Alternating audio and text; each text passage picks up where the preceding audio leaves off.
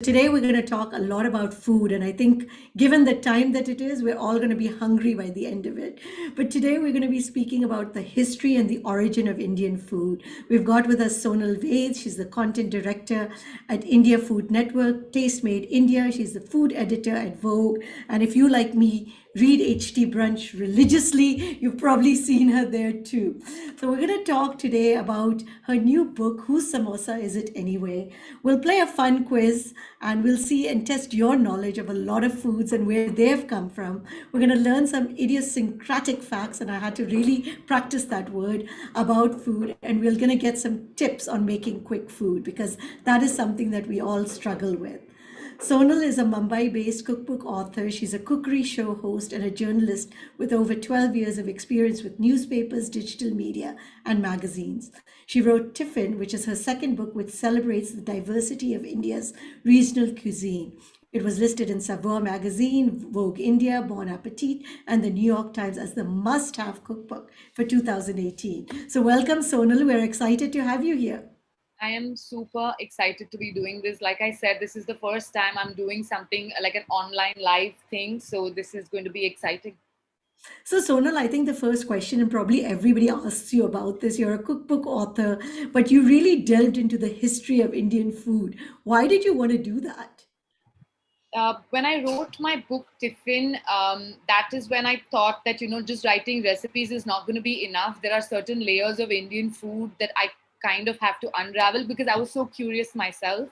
And that's what began my journey to find out the history of Indian food, where it comes from.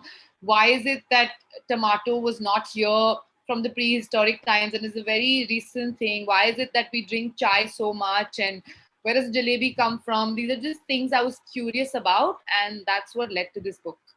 And your cooking and your recipes are very, very different. So, tell us a little bit about that before I turn it over to you. And we're very excited because we're going to get this presentation that is it's really kind Yeah. of very, very modern. So I think, I don't think my recipes are different. What I'm trying to do, Sukriti, really is to kind of dig that second layer of Indian food. So when I say first layer, I think it's the butter chicken, it's the jalebi. When I say the second layer, it's gutte ki kees, it is the Gujarati handwo. It is just the second layer that is often ignored. It's there. It's very much a part of somebody's home if they are from region, but find it on a restaurant menu. So I try to kind of pick that up and talk more about it because I don't want it to get lost. I feel very territorial, very close to Indian food, and I want to be able to talk about it as much as I can. So, with that, Sonal, I'm going to turn it over to you because we're excited to learn about Indian food. Yes, thank you. Can I start my presentation?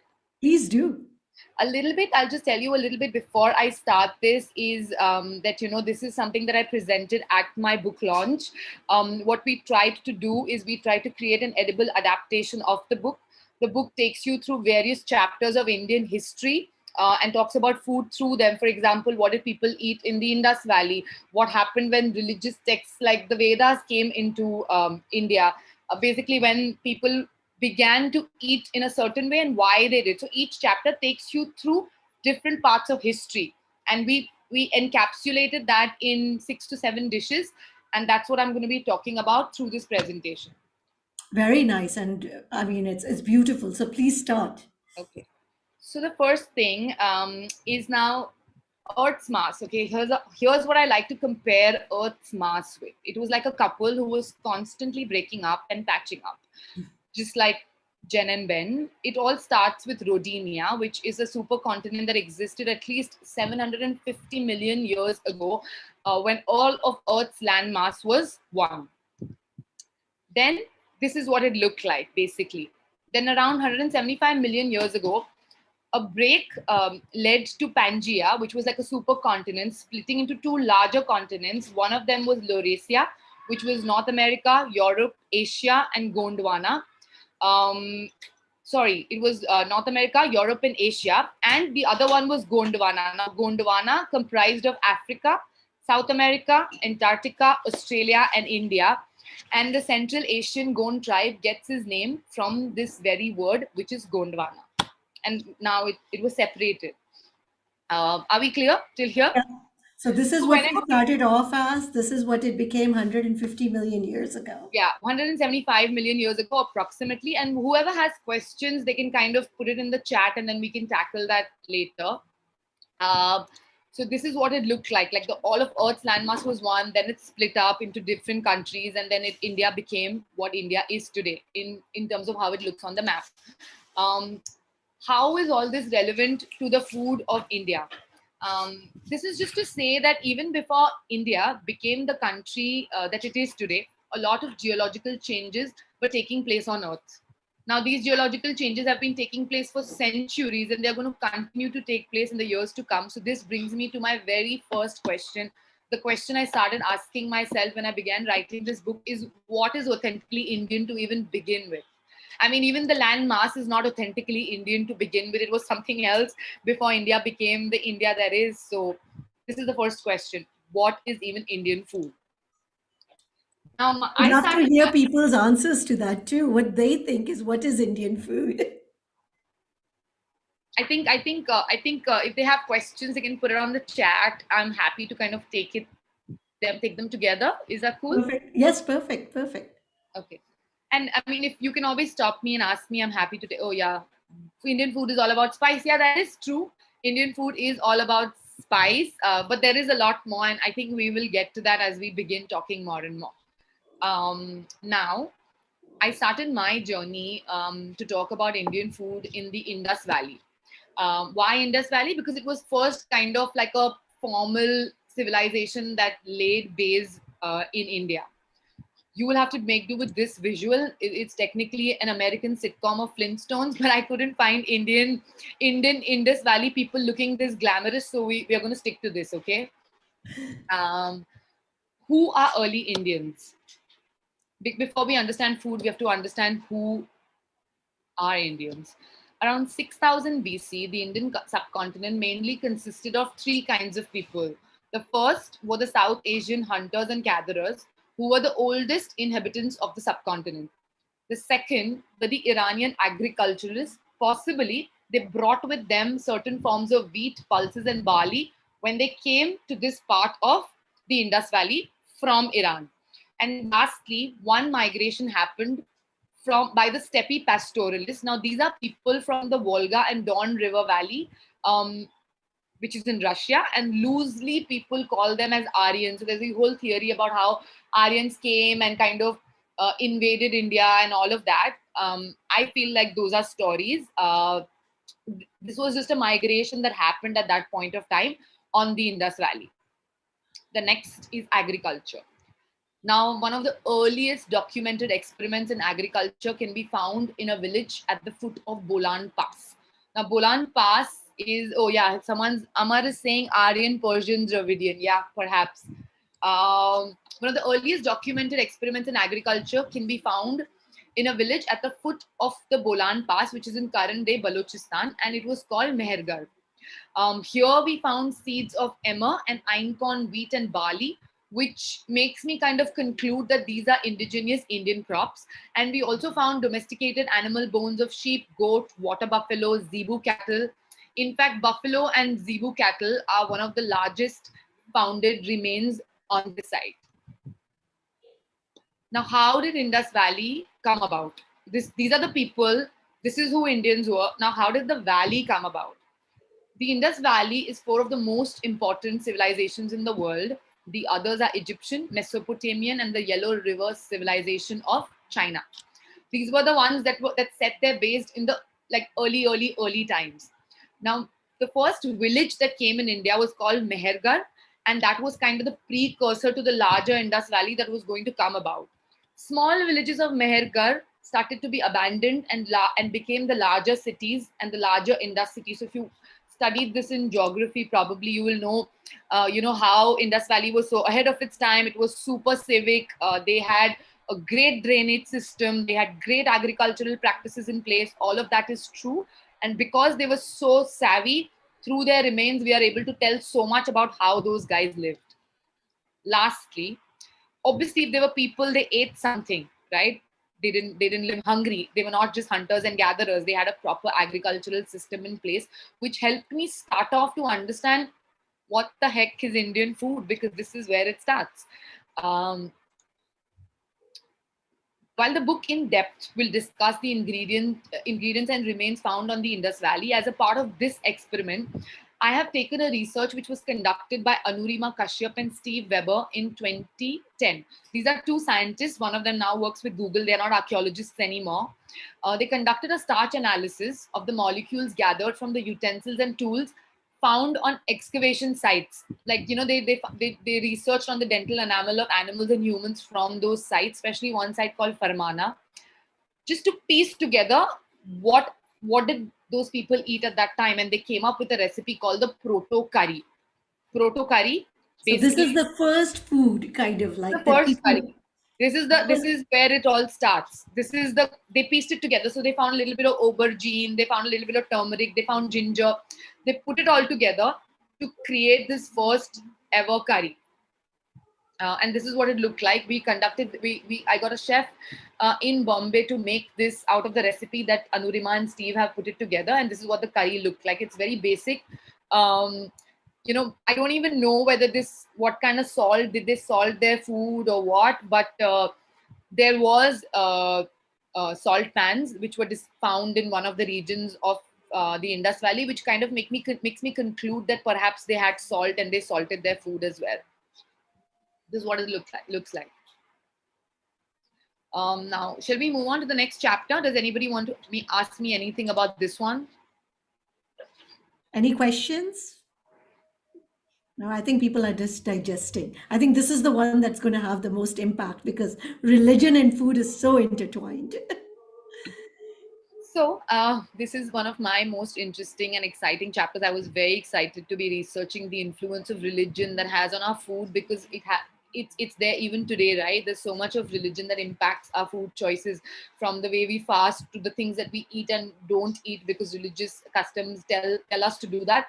I think this was interesting to understand how it all started from early back in the days. So, this brings me to the next chapter of how Indian food was influenced by religion. I'm going to touch upon a few points I came across while writing this one, and I'm dividing Indian food references into three major religions in India. Of course, there were several others, but these are the bigger ones that impacted Indian food. Firstly, vegetables like potato, carrot, radish were not mentioned in Jain scriptures at all, right? Today, what do we understand? Jains don't eat potato, they don't eat garlic, they don't eat carrot, they don't eat radish. But some of these are not even mentioned in earlier Jain scriptures. In Agams, which are basically Jain religious texts, I found ingredients like hirila, sirila, Sheer Vidadri, Feluti, Podwal, Sheval, which may have become extinct over time. And some recognizable foods include ginger, garlic, honey, figs, sugarcane, neem, milk, curd, jaggery, oil, ghee, confirming that these are all indigenously Indian ingredients and they haven't traveled from anywhere, at least during that time. The next. Now there's Buddhism. Now there's very little information about what Buddha ate, but he certainly did not eat this, what you're seeing on your screen. This is what we understand, right? Of the fancy Buddha bowl. Everyone talks about the Buddha bowl. Now, where did that come from? Why are we eating the Buddha bowl right now? Where there's a very interesting connection to what is there in Buddhist scriptures and this bowl. This fancy modern bowl that you will get across restaurants in New York and even LA. People are Indian food influencers or food influencers across the world are Instagramming this, and it's amazing how it has its roots right back in the days. Now, research from the time of Buddha brings out an interesting fact. As Prince Gautama, he ate high quality meals because he was a prince and he lived in a palace. He ate long grain rice, which I would would be an equivalent to a basmati, but like even more richer. He ate barley cakes because barley was an indigenous Indian ingredient. Ghee, curd, butter, a variety of meats, including beef, goat, fowl, venison, freshwater fish, pork, and even liquor.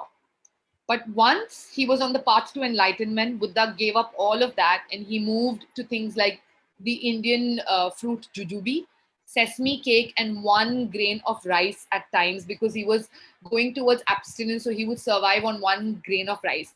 Now, contrary to popular belief, some schools of Buddhism even today will allow meat only if the monk was certain that the meat was not cut for him. It was pre-cut and it is just being served to him. The rule was simple: you can eat something as long as it is put in your bowl, which is where this whole Buddha bowl comes into picture, because the whole concept is for random things to be put together and then you eat it as a meal, right? It comes from that thought process of Buddhism. You eat what is put in your bowl. Any questions so far? I think Amar is saying ancient Indians were also non-vegetarian. So I Yeah, think pretty much. The fact that we found so many of animal remains right on Indus site itself proves that obviously they ate it. Not all of them were domesticated. So you are absolutely right, Amar. Monks used to get food alms in a bowl. Yeah, that's correct, Amar. Absolutely right. and they Okay, would eat whatever was given in the bowl. So it wasn't. absolutely, absolutely. Now, lastly, we're going to be talking about Hinduism. This is a very interesting book that I found called Pakadarpanam by Nala. Now, I've gone through various Hindu scriptures ranging from translations of Mahabharata, Ramayana, Vedas, and found a whole bunch of ingredients for which you'll have to read my whole book, of course. So, I'm not going to tell you much, but for the sake of this presentation, I'm going to focus on one dish called Supa. Now, I found Supa, something in King Nala's cookbook. The story is told in Mahabharata. According to me, he was one of the first Indian male chefs, one of the first Indian male chefs, because even Bhima was known to cook or like have this thing about food. This book is called Pakadarpanam. This is the English translation of this book. And the dish I found here was called Supa. You will see the picture in the in the next slides. This dish was made with a combination of legumes, minimal flavoring, and as Nala says, back in those times, garnish it with edible ingredients, edible flowers. Now, this is something that chefs will do in modern restaurants where they will garnish food with edible flowers. But Nala said it back in the days, zillions of years ago, during the time of Mahabharata, when this book was compiled, garnish this food with edible flowers. So just tells us how ahead of his time he was. He not only spoke about recipes, he also told people how to present food. He was a king, but he was so interested in cuisine that he spoke about how to garnish food, how to lay out food, how to serve your guests, and all of that. Any questions here so far? Because I'm moving to the next chapter. We don't see any questions. I think we can move on. Okay. Now, the other one is Indian royalty. My chapter on Indian royalty talks about Indian food influences mentioned in literatures from the period of the Nandas, Mauryas, Pallavas, Cholas, Vijayanagar Empire, and I found a whole lot of food influences in all these books and texts from these periods.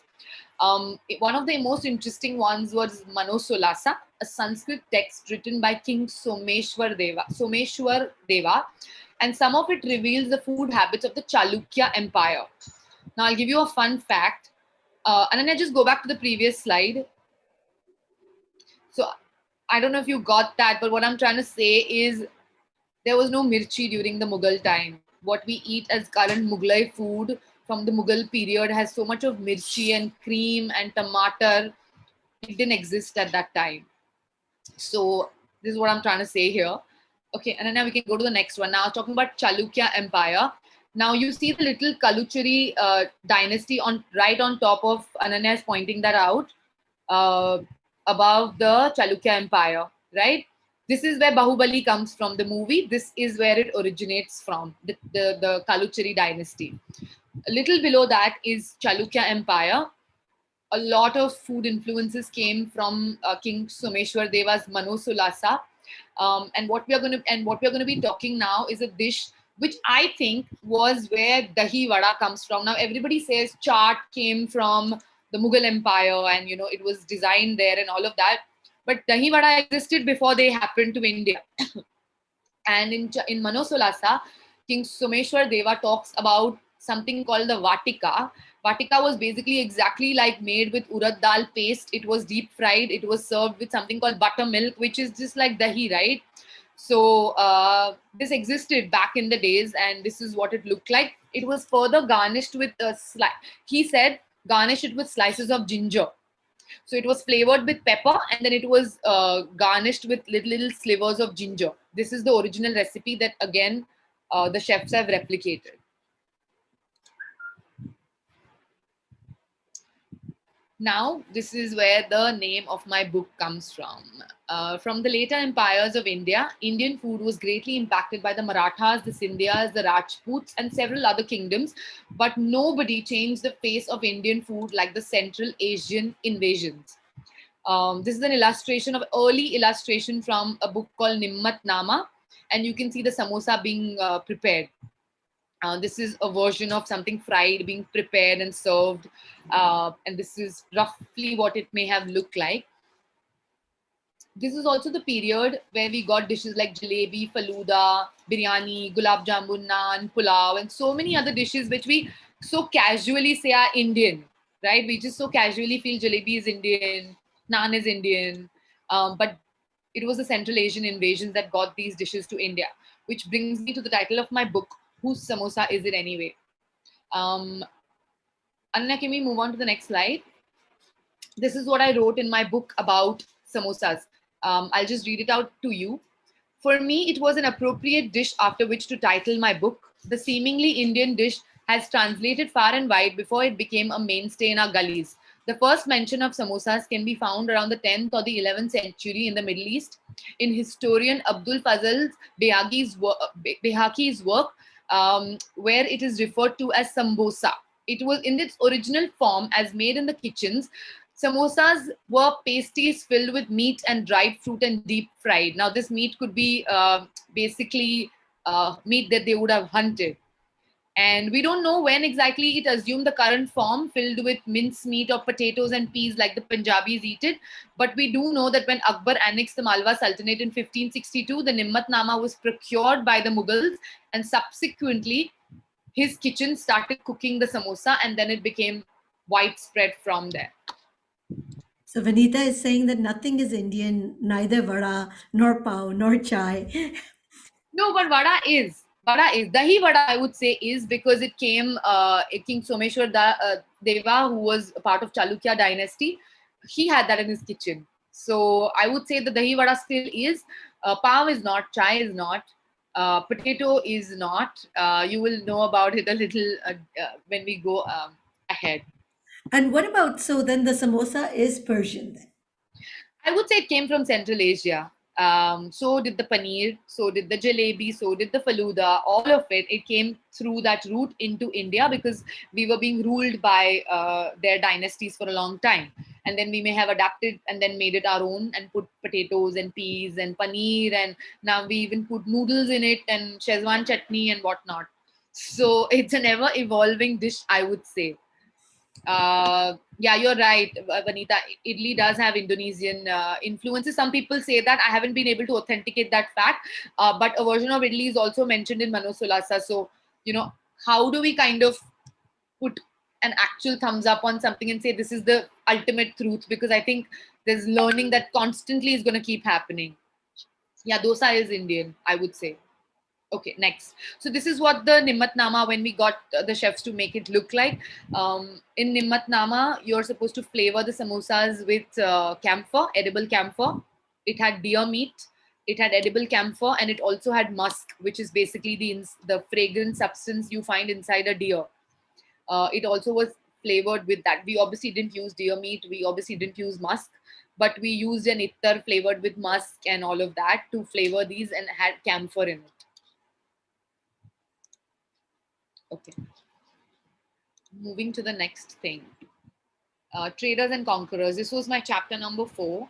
And while everyone will credit Vasco da Gama for being the first explorer to reach India by sea, there has been a steady trade happening in the world since the Indus Valley time. And this is why Mesopotamia was one civilization in one part of the world and Indus was in the other. But people say Vasco da Gama started these trade routes and all of that, but there was definitely trade happening since the Indus Valley time because coins were found in one part of the world, and Mesopotamian coins in Indus Valley, and Indus Valley coins in Mesopotamia. So obviously they traded, which is why they had, exchange of coins. Or or if it was not coins, then certain kinds of tools or certain kinds of jewelry or something, which means that there was some cross connection. People cross paths even back then. However, we have to credit influences coming from the Portuguese, Persian, Dutch, French, and English colonists who changed the way we ate. Now, these influences gave us ingredients like watermelon, tamarind, saag, almond, cumin, coffee, chai, guava, papaya, chiku, paneer, oranges, lychees, Even and chiku. so much more. Chiku, yeah, even chiku. Lychees and so much more, which brings me to the next ingredient, which is the chili. You cannot imagine Indian food without chili, right? But newsflash, not Indian at all. Came to India. It existed centuries ago, but it came to India much, much later by the Portuguese, who themselves got it from Brazil. So that's how it came to our kitchen. Now, the last chapter, which was my conclusion, this brings me to the concluding chapter of my book, what we created with these ingredients once the last colonist, which is the British, left India.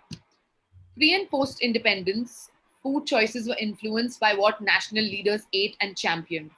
For example, Gandhi talks about converting to vegetarianism. His food choices were not just dietary, but also made a political statement, like going off sugar. And chocolate was linked with him protesting the exploitation of and slave labor and imperialism that was happening on plantations across the world. Gandhi was vegan, went off sugar, practiced fasting, and basically he was quite a millennial in his life choices, because he was so cool. He did everything. He had like non-dairy milk, and he didn't eat chocolate because he didn't think it was appropriate because of the kind of unfair trade practices that were there on these cacao plantations. So supremely ahead of his time. He practiced fasting. He used to go off sugar. He used to go off chai. He used to go off coffee. So he used to go off whatever he thought he could go. He wanted to go off at different points of time. He used to be eggless, though he used to eat everything. He made a commitment, a promise to his Gujarati mother, saying, "I will not eat eggs anymore." And he used to cheat and eat sometimes, but used to feel so guilty that he ultimately gave up on non-vegetarian eggs completely. While Nehru invested in Moti Mahal in Delhi, the restaurant, he used to be a big fan of their butter chicken. So even invested, his banquets would have the Moti Mahal butter chicken. Tagore appeared on food ads, including this Bonvita ad, and he wrote copy for Lipton tea. And the next dish that I'm going to be talking about is inspired from Rabindranath Tagore's kitchen, which is the cauliflower barfi. Can you share the recording, Mr. Bit? Okay, sorry. Champa, we will definitely do that. Uh, Yeah, Amar, this you're will right. be streamed live, so we will be sending the link. Okay. Zainab is saying, I'm so like Gandhi ji. I went off dairy and unknowingly went vegan. I feel you, Zainab. I'm kind of the same. I have this running joke amongst my friends about how my diet is like Gandhi without even aspiring to be like him. It's just by default like him. Your Uh, last post was also that you're 90% vegan or yeah, something. that's true. That's true. That's true. I can't give up cheese as yet. I haven't mustered the courage to do that. That's my little weak spot. Okay. So cauliflower barfi. Now cauliflower. So Tagore used to apparently have these food swings. I would say not mood swings. I would say food swings, because he would have one ingredient, or everything used to be made with that ingredient, like cauliflower. Now everything was made with cauliflower. On his 50th birthday, his niece came up with this particular cauliflower barfi recipe. And this is what it looked like. It is made with cauliflower. Now, if you can have cauliflower pizza right now, then this barfi is also something that you can have, right? It was mushed up cauliflower along with khoya. And I've tried it. It's not disgusting at all. It's quite delicious, actually. But you can eat only a little bit, because after that, it reminds you of gobi ki sabji. So definitely not recommending that unless you're very experimental. But he had very interesting dishes come up in his kitchen, like Jimmy Kand ki jalebi. Like he used to make a fish curry without fish, because that was made with, I think, raw banana or raw jackfruit instead of the fish? Okay, and finally, I am coming to Indian food where it is today. Post liberalization, India also experienced a change in media ownership. So the monopoly of broadcasting shifted from the government to private players. It was only in 1992 that ZTV, India's first private entertainment channel, launched in Hindi. In the second year itself, they launched India's first cookery show, which was Khana Khazana, with Chef Sanjeev Kapoor as the face of Indian cooking. Can you guess what are the three words he said? Can anybody guess? He said three words, super popular even today. Hmm. Ananya, show people. What did he say? Namak swad He anusar. popularized this phrase, Namak Swada Anusar. See, not a lot of people know this, but actually, for this very show, Khana Khazana, Chef Harpal Sokhi had auditioned. I don't know if you guys know Harpal Sokhi. He's the guy who does Namak Shamak. He has his own show, and he was also he's still one of the most popular Badiya Lajawab. Yeah, you're right, Amita. He says Badiya Lajawab.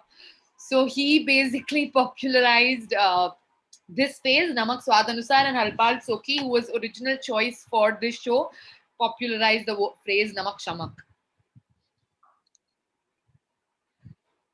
Okay, 100 influences later, I come to the last dish that I'm going to be talking about today.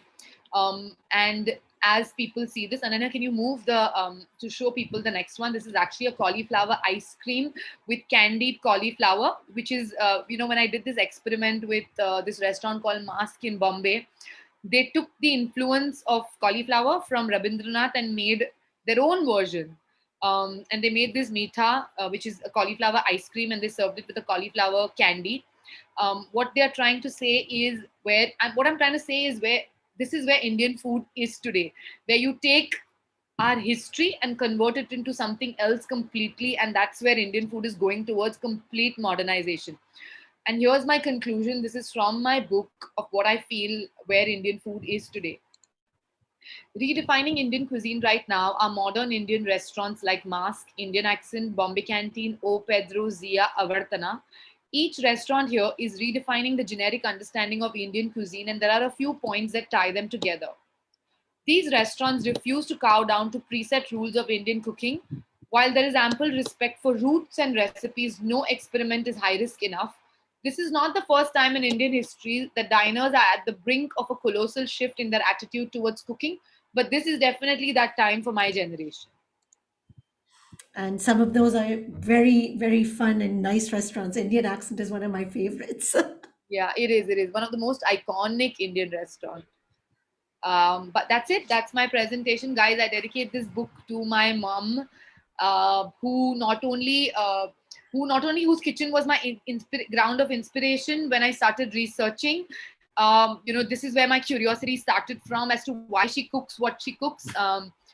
Her lunches have also fueled this project. While I took so long to write this book, uh, cut fruits would magically appear on my writing desk, and lunch would appear, and everything would appear on my desk just so that I could keep writing. So this book is dedicated to my mom. So, one question before we get into the questions, we have lots of them for you, is about the Ayurvedic diet, because that is something that actually comes up quite much when we talk about Indian cooking. So, Yeah. tell us a little bit about that and how does Ayurveda tie into it?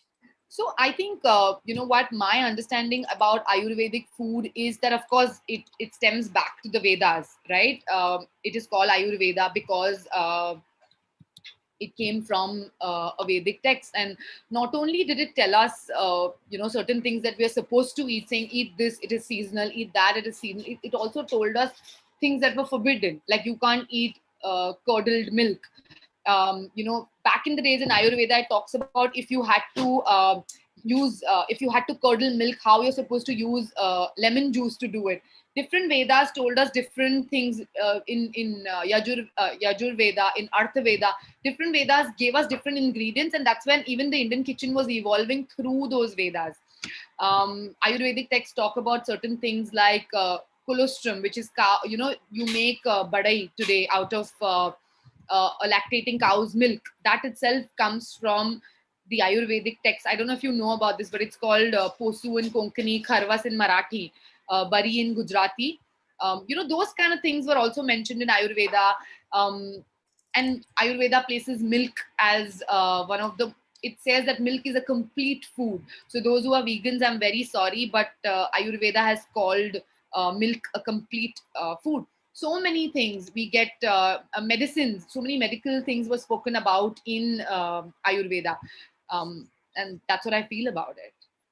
Yeah, no, because that is has a big influence on the way people eat. So I'm going to ask you my first question because this one was very curious. So one more thing I'll add, Sukriti. Ayurveda basically came into being, as mentioned, by this great Indian physician called Sushruta, and he wrote something called Sushruta Samhita, and he prepared the foundational text for Ayurveda, and then everything came out of in that text. All the philosophies that doctors then developed came out of these very primitive books. And Lata is asking, we have such varied styles in India. So from north to south, from east to west, totally different in every state. So how did that evolve? Because like literally, I mean, it's so different, the food in almost all the different states. I think a very simple example of that is everybody eats what is local to them, and what grows locally depends on the climate that is there. For example, you are not given certain ingredients in certain part because perhaps your body doesn't need that. Like Ayurvedic text itself classify. So when you see Ayurveda, the text will classify the weather into 6 different seasons, right? It will have spring, which is Vasant Rutu. Then it will have Grishma, which is summer. Then it is Varsha, which is monsoon. Then there is Sharad, which is autumn. Hemant, which is winter, fall winter actually. And then there is Shishira, which is winter.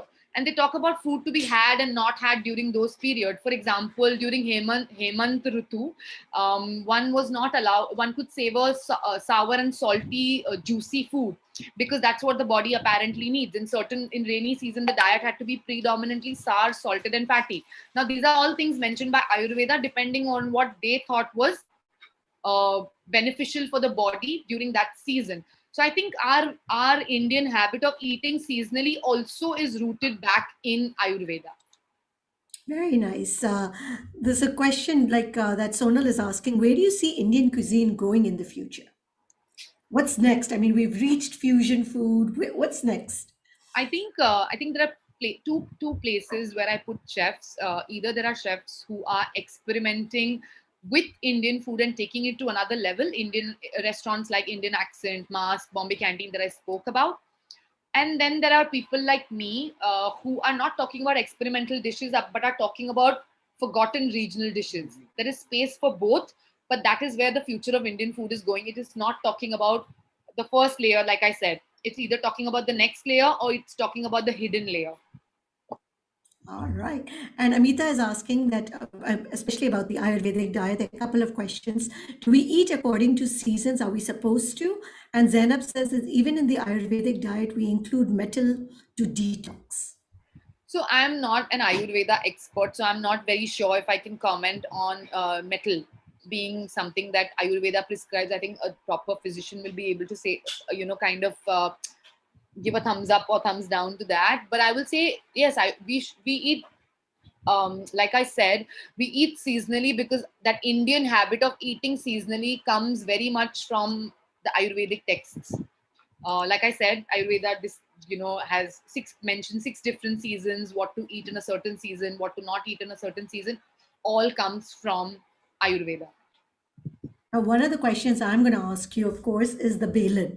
You know, we see it and we see all our mothers with it. We see everybody running around their husbands with it. So where did the belan come from? Is it Italian? Surprisingly, Is not it Indian. No, again, news flash, the belan is also not Indian.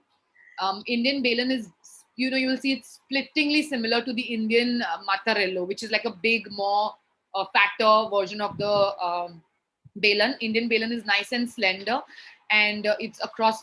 You'll find it from north to south. You'll find everybody using the belan, and it didn't originate in India. It came around central Italy, somewhere between 8th to 3rd century. Now, there's a big gap between both these centuries, but it came around somewhere there.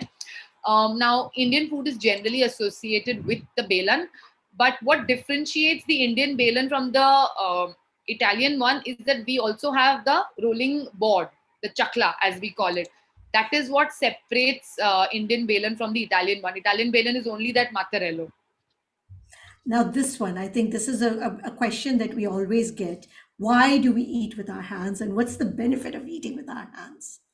And this practice, because it's going out of style, because we're all eating with spoons, and it's so much more, what would I say, kosher or fancy. So, our habit of eating with our hands is one signature trait that we share with. It's obviously very Indian to eat with your hands, but we also share it with certain parts of other parts of Asia, with Africa and the Middle East, because there are certain cultures there also who eat with their hands. In India, again, our habits of eating, our habits of doing the tadka, the chonk, eating seasonally, everything goes back to the Ayurveda. So does eating with your hands. Um, Basically, it starts with fingers being able to identify. There are multiple benefits. One of them is the fingers are able to identify the temperature of the food, because you have nerve endings at the end of your finger, and then the brain can also begin the digesting process when it senses that there is food at the tips of my finger. Besides, Ayurveda also says each finger represents a different body element: fire, earth, water, air, ether, all of that. And eating with five fingers ensured that all these elements stay balanced, and that's why we eat with our hands. Wow, very nice. I'm going to ask you this question. Gulab jamun, one of the favorites, and we always consider this a very, very, very Indian dish.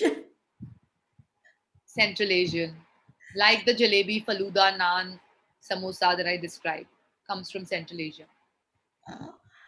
And the samosa we've already talked about. The And next then, one, then people have to read my book for the samosa answer, for the sweet yes. samosa answer. Next one, Rohit.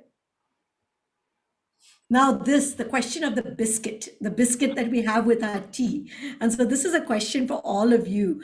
What company, because a company was specifically created, and this is what I found so interesting in your book, to meet the Indian need for biscuits. Does anybody know which company this was? Because it was intriguing that we actually, because I think the biscuits came from the British, or where did it come from?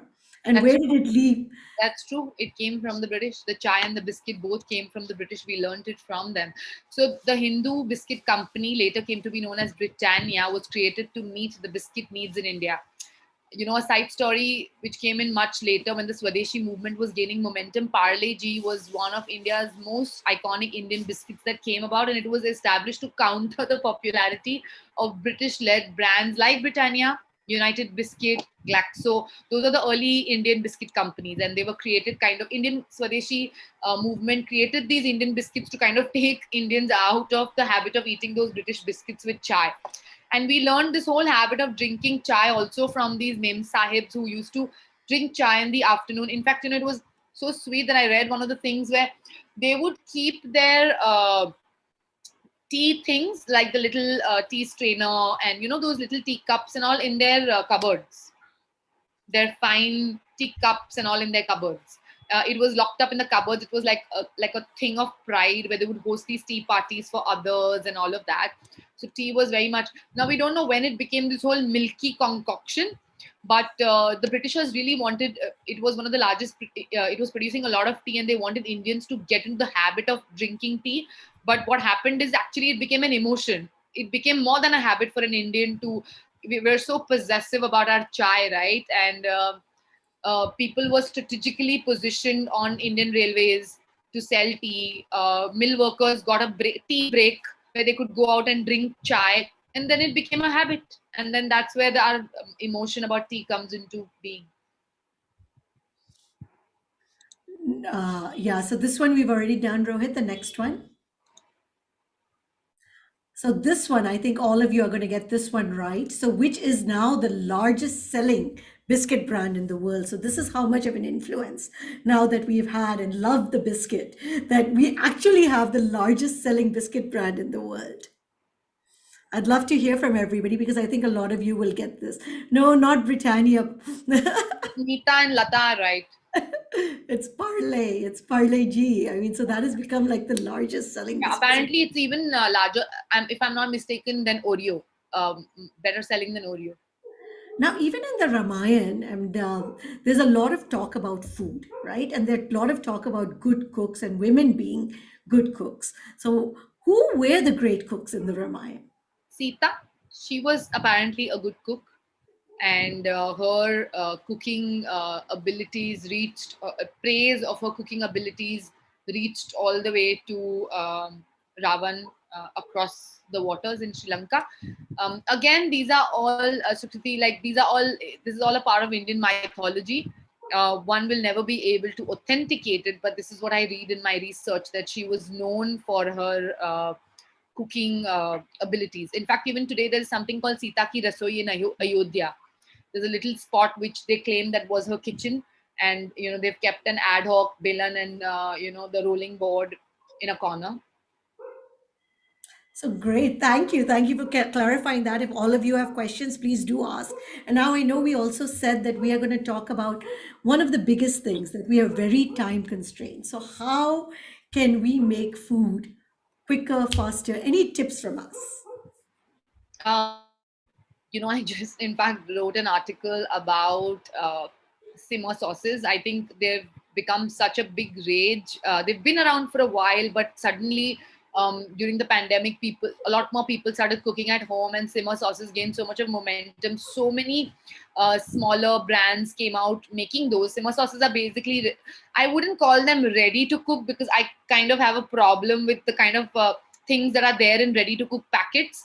But these are artisanal sauces which have everything that you need to just put in your pan, add some veggies, meats, some greens, and your stir fry meal is ready. So I think one of the quickest cooking tips I can give you is to stock up your kitchen with tons of simmer sauces, or you can even make them over the weekend and then use them through the week. Nowadays you get everything. I wrote an entire article on 11 simmer sauces that you can find in India and how to use them. That would Any be my. other, yeah, any other tips for us for quick cooking? I think quick. When you say quick cooking, I think the lesser you cook your food, I think the better, Sukriti, because like even a lot of nutritionists claim that overcooking food is kind of damaging. Yeah, fermentation. Zainab, sorry, I just saw your message. Fermentation is an Indian technique. We used to soak our things overnight and eat them the next day, or let rice be soaked in water. It would get fermented, and then we would eat it the next day, water or yogurt. So you're right. Sorry, Sukriti. I'm coming back to your quick cooking tips. So yeah, that is one of the other things. Saucing, pre-cooking food over the weekend, so to ensure that you have things to eat through the week. Also, the fact that, so I have this habit, because I like to drink a smoothie every morning. There'll be like packets kept in my house, in my refrigerator, stocked up as Monday, Tuesday, Wednesday, which will have like a combination of one fruit, one nut, one green, one vegetable, ziplocked, pre-chopped, ziplocked, frozen. So all I have to do is then blend it, and then my morning smoothie is ready. So that's something that I do, and I highly recommend it if people don't have time for a wholesome breakfast in the morning, to do that. Amar is asking, what about tips for healthy cooking? Okay. Again, I will say, from my understanding of food, I am not a nutritionist. So I feel like, to kind of call something healthy unhealthy would be a little risky as as somebody who hasn't studied nutrition. But, a few things that I picked up from people is to one of the things to do is to, if you use nuts in your cooking, is to pre-soak nuts and discard the water, because it has a lot of antivitamins that need to be discarded. The water soaks it up and it needs to be discarded. There are other things, for example, to salt the food once you're done cooking it. Once the food is completely cooked, you salt your food, you season the food then, and not while you are cooking it, because the benefit of that salt will be much more. Iodine will be much more if you've cooked it. Another thing that I learned is to always eat cooked tomato, because tomato is more nutritious when it's cooked rather than when it is eaten raw. So these are little things that I know when it comes to eating nutritious food. But listen, guys, I eat everything. The whole key is to just keep be moderate, and not stick to one diet like Gandhi. Just keep experimenting, and you will reach a spot which works the best for you. And Kash is asking, is kanji Indian? That's also fermented. Yeah, I think so. I think so. I think it is Indian. And does rock salt, Suman is asking, have iodine? I am not sure of that. Again, it's a very nutrition-less comment. I think I will leave that to a nutritionist. Any other questions that tomato has vitamin C, which is Yeah. destroyed with cooking? No, but in fact, I'll tell you the name of the. I'll have to research this out for you, but apparently tomato is better than when it's cooked. So, but again, there are so many schools of thought when it comes to cooking. Vegan doctors will tell you not to drink milk. Ayurveda doctors will tell you it is the complete food. It depends on what you feel is working out for you. And biryani, is it Indian or is it Persian? No, it apparently came into being in the Mughal kitchen in India. It was originated in the Mughal kitchen in India. And what about the sambar? A lot of questions about that. Where did the sambar originate from? So sambar actually comes from in the Maratha, the Sambhaji came up with the concept of sambar in the Tanjore kingdom, because that time Tanjore was ruled by the Marathas, and they used to make amti for him. And one day, one of the ingredients was missing. They used to flavor their food with a certain saring agent, and one day it was missing, so they put tamarind, and it turned into sambar. So actually, the South Indian sambar is actually a gift of the Marathas. Oh, very interesting. Suman is asking some healthy snack options. Hummus and vegetables. That's what I like to eat. Excellent, excellent.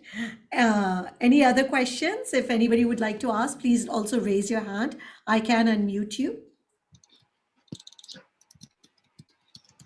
Otherwise, any closing thoughts that you have, Sonal, now that you've gone through so much history and understanding about Indian food? I'm just, while you were, I just came through this. I just want to quickly take the tomato question. Sure. Tomato apparently releases more lycopene, which is a cancer-fighting antioxidant when it is cooked. Which is why I said that I read this somewhere. The tomato is much better when it's cooked. A lot of ingredients work better when they are cooked, and some ingredients work well when they are raw. So it just depends. I think a lot of study needs to be done before we commit some thought to see how it is affecting us, to see why it is beneficial for us, and then kind of, like, for example, I recently read somewhere in some research that people who are blood type A positive, Thai food is not good for them. It was so shocking, to read that. But again, I would say that these things are so important to check with a medical practitioner, then kind of claim to, then people who don't have a medical degree to say that, okay, eat this or don't eat that. Because I think people who study nutrition know these things much better. So it's like Zainab has said, you are the Google of food origination. So, but That I what am. That I will take, but not of nutrition. but what I'd like to understand is how has your style changed in what you're eating or what you are now making in terms of recipes after writing this book? Definitely, I started eating barley. I never used to eat that much barley, but I read in these books that barley was one of the first Indian grains. I understood that it was something that my ancestors have been eating. I better start paying attention to it. And I incorporated it in my meal. So I eat a lot of barley salad. I eat a lot of barley porridge. I eat a lot of barley in general now. And that happened to me after I started writing the book. And what about the other millets? Are they also from India? Because A barley, of lot. course. Yeah. India is what do you say, a hotbed for millets. We used to eat a lot of millets before rice and wheat became popular. So a lot of Indian millets are Indian, originating in India. And Amar is asking, any thoughts on Northeastern food cuisine? Such little is known. I'm so curious about it. I want to travel to the region. I want to know more about it. I want to learn so much about Northeastern food. I what I understand of it is all the various regions, all the states in Northeast India have very distinctive cuisines of their own. They are as distinct as a Gujarati food would be different from a Malayali food, and this needs a lot of deep study. I think it's definitely one of my next projects is to explore northeastern cuisine and understand it as Indian cuisine. Um, it's very tribal led. There are lots of tribes. For example, in Nagaland, it'll have so many different tribes and tribal kingdoms and food that came out of it. But the interesting part is, in a region like say Rajasthan, food that the royals ate and the food that the locals ate will be very, very different. But in regions like Orissa or Northeast India, the tribal kingdom food and the food that the locals would eat would be slightly similar, slightly, because there was only that much available. Everything was very reliant on the flora and fauna of that region. Now, my last question before I ask you for your concluding remarks. Now, you made all these dishes. What did they taste like? Because we're not able to taste them. So, when you made these dishes from all these different eras, what was the taste like? Talk us through that. I think it was very rustic. It did not, until the royal cooking came into being. Indian food was very rustic. It was not refined. The Avhad kitchens, the Mughal kitchens, they refined Indian food. They made it like much more nuanced. Before that, obviously we were very ahead of our time. For example, like I said, Nala talking about edible garnishes and all of that, you don't know what ingredients were there at that time and what they taste like. We can only kind of do interpretations. So the food that we tried to make was very, very rustic. For example, that samosa which has camphor actually tasted like you were eating Vicks, because it had that camphor, such strong camphor flavor. But then I heard that even today in Kerala, like basundi has camphor. They put edible camphor in basundi. It's an amazing diversity, Amar is saying, in Indian cuisine, I think. Yeah, Yeah. But my question is, I think amazing diversity now in the cuisine of the world because we have taken a little bit from everywhere. yeah. So, any closing thoughts that you have as we end for today? I think that everything that the book says, firstly, you should buy the book. It's called Whose Samosa Is It Anyway? It's published by Penguin India, and it's about the history of Indian food and where it came from. And it's written in a very fun way. I've tried to not keep it too pedantic and keep it too serious. I've tried to make jokes. I've tried to kind of make it very contemporary. So if you happen to read it, please take that book as a starting point to a lot more thinking. I don't need anybody to take my truth as the truth. This is my research. This is my truth. This is how I understood Indian food. But this can be taken and completely questioned and built upon. Last question, I think, for Lata, the spices. How did spices get so incorporated in Indian food? It was always there. Indian food, we a lot of spices like pepper.